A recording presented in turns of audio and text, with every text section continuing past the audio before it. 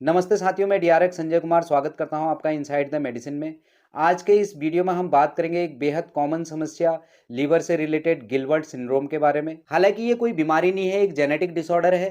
तो क्या है गिलबर्ट सिंड्रोम, आइए जानते हैं। फ्रेंड्स, कभी कभी हम देखते हैं किसी व्यक्ति ने अपना लीवर फंक्शन टेस्ट कराया और उसका सीरम बिलिरुबिन बढ़ा हुआ आता है। ऐसा लगता है कि उसको पीलिया हुआ है। देखने से भी ऐसा लगता है उसके आईबॉल का कलर, जिसे हम स्क्लेरा कहते हैं, वो पीला हुआ होता है और उसकी स्किन भी हल्की पीली होती है। फ्रेंड्स, अगर हम नॉर्मल बिलिरुबिन की बात करें तो ये लेस देन 1.20 तक होना चाहिए। गिलबर्ट सिंड्रोम के पेशेंट का बिलिरुबिन लेवल बढ़ा हुआ रहता है, मतलब कि वो 1.20 से ऊपर होता है। वो 2 भी हो सकता है या इससे थोड़ा अधिक भी हो सकता है।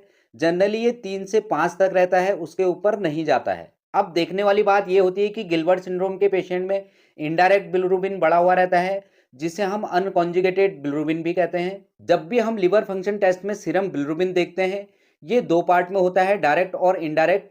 गिलबर्ट सिंड्रोम के पेशेंट में इनडायरेक्ट बिलिरुबिन बढ़ा हुआ रहता है। और खास बात यह है कि एलएफटी के और टेस्ट जैसे SGPT, SGOT, ALP, protein, gamma GT और एल्बुमिन सारे के सारे नॉर्मल होते हैं। तो फ्रेंड्स, लिवर फंक्शन टेस्ट कराने पर सारे टेस्ट नॉर्मल रहते हैं, सिर्फ बिलिरुबिन इनडायरेक्ट बढ़ा हुआ रहता है। तो इसी को गिलबर्ट सिंड्रोम कहते हैं। तो फ्रेंड्स, क्यों होता है ये गिलबर्ट सिंड्रोम? एक्चुअली में ये एक एंजाइम होता है लिवर के अंदर, जिसे यूजीटी ग्लूकोरोनोसिल्स ट्रांसफेरेज कहते हैं। देखा जाए तो इस एंजाइम का काम होता है अनकॉन्जुगेटेड बिलिरुबिन को वाटर सॉल्युबल फॉर्म में कन्वर्ट करके ब्लड से रिमूव करना। पर गिलबर्ट सिंड्रोम में जेनेटिक म्यूटेशन के कारण इस एंजाइम के प्रोडक्शन में ऑब्स्ट्रक्शन होता है, जिससे ब्लड में अनकॉन्जुगेटेड बिलिरुबिन की मात्रा बढ़ने लगती है। इसी के कारण माइल्ड और इंटरमिटेंट जॉइंटिस, मतलब कि रुक रुक के पीलिया बना रहता है। गिलबर्ट सिंड्रोम इंडिया में 100 में से 5 से 7 लोगों में दिखाई देता है।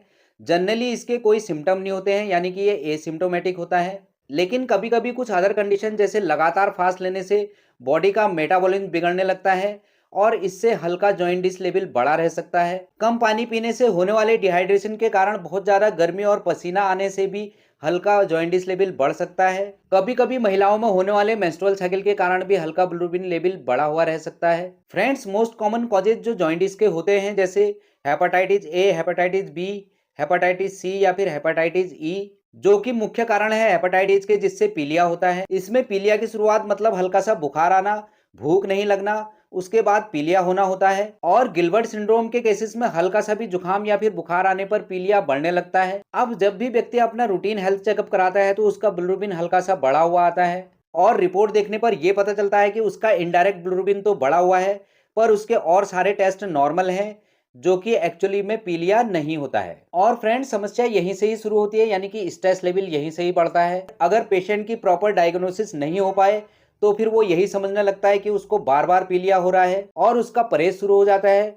अक्सर ये देखा गया है कि कई लोग 10-10 साल से परहेज कर रहे हैं और वो अपने आप को इधर उधर दिखाते रहते हैं और बार बार अपनी जांचें कराते रहते हैं, पर प्रॉपर डायग्नोसिस नहीं मिलने से वो बहुत परेशान रहते हैं। वो सोचते हैं उनको कई वर्षों से पीलिया हो रहा है, परहेज करते रहते हैं, जिससे वो कमजोर पड़ने लगते हैं।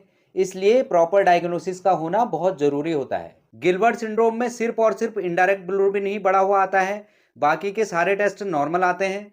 कई बार पेशेंट के पास बहुत सालों से कराए गए टेस्ट से ही पता चल जाता है कि उसको गिलबर्ट सिंड्रोम है। इसके अलावा पेशेंट के सोनोग्राफी कराने से भी पता लगाया जा सकता है कि उसकी लीवर की पोजीशन नॉर्मल है। और लीवर फंक्शन टेस्ट में सिर्फ इनडायरेक्ट बिलिरुबिन बढ़ा हुआ है तो फिर ये गिलबर्ट सिंड्रोम का ही पेशेंट है।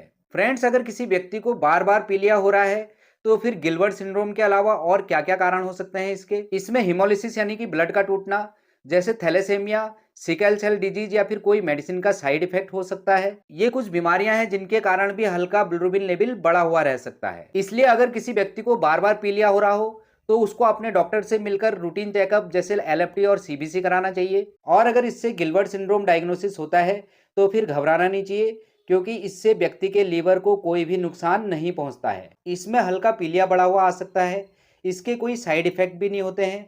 और अगर ट्रीटमेंट की बात करें तो इसमें कोई भी दवाई या फिर कोई ट्रीटमेंट लेने की जरूरत नहीं पड़ती है। फ्रेंड्स, लीवर को स्वस्थ रखने के लिए मोस्ट इंपॉर्टेंट साफ सफाई का ध्यान रखें, हेल्दी डाइट लें, रेगुलर एक्सरसाइज करें। इसके अलावा कोई भी नशा जैसे शराब का सेवन कम करें। शराब भी मोस्ट कॉमन कॉज होता है लीवर से जुड़ी हुई बीमारियों का। कई बार अत्यधिक शराब पीने से भी पीलिया होता है। तो फ्रेंड्स, सबसे पहले गिलबर्ट सिंड्रोम एक सामान्य कंडीशन है लीवर की। ये कोई बीमारी नहीं है, एक जेनेटिक डिसऑर्डर है। इसमें ट्रीटमेंट और प्रिकॉशंस यानी कि परहेज की कोई आवश्यकता नहीं होती है। इसके अलावा ये कोई थ्रेटनिंग प्रॉब्लम नहीं है। इससे व्यक्ति को कोई भी नुकसान नहीं पहुंचता है और वो अपना जीवन सामान्य तरीके से जी सकता है। तो फ्रेंड्स, ये थी एक सामान्य जानकारी गिलबर्ट सिंड्रोम के बारे में। आई होप आपको ठीक लगी होगी। दवाइयों एवं रोगों के बारे में ऐसे ही जानकारी पाना चाहते हैं तो फटाफट से इनसाइड द मेडिसिन को सब्सक्राइब और इस वीडियो को लाइक एवं शेयर करें। Thank you so much.